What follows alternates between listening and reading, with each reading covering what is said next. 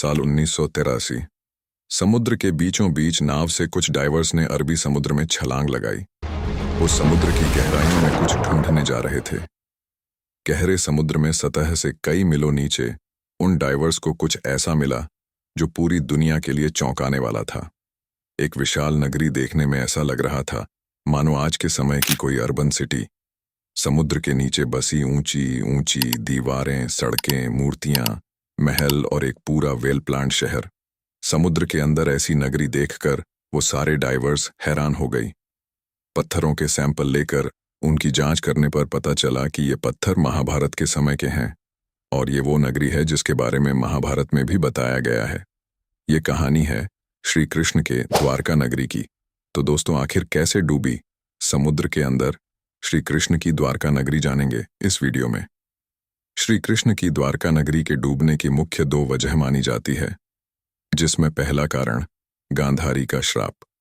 पौराणिक कथा के अनुसार जरासंध द्वारा प्रजा पर होने वाले अत्याचारों को रोकने के लिए भगवान श्री कृष्ण मथुरा को छोड़कर चले गए थे।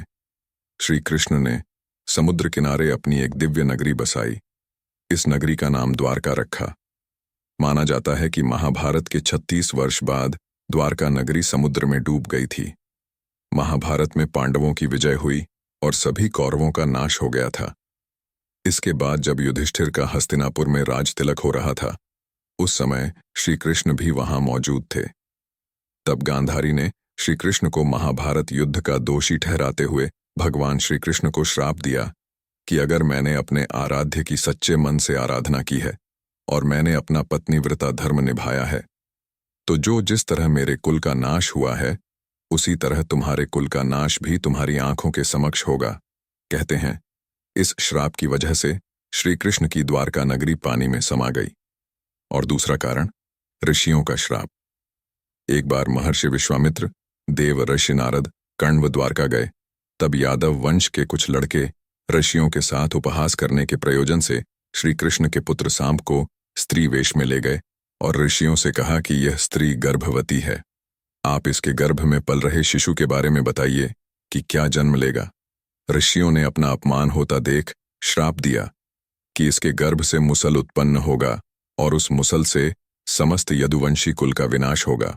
उसके पश्चात सभी यदुवंशी आपस में लड़ लड़कर मरने लगे थे। सभी यदुवंशियों की मृत्यु के बाद बलराम ने भी अपना शरीर त्याग दिया था। श्री कृष्ण पर किसी शिकारी ने हिरण समझकर बाण चला दिया था, जिससे भगवान श्री कृष्ण देवलोक चले गए। उधर जब पांडवों को द्वारका में हुई अनहोनी का पता चला तो अर्जुन तुरंत द्वारका गए और श्री कृष्ण के बचे हुए परिजनों को अपने साथ इंद्रप्रस्थ लेकर चले गए।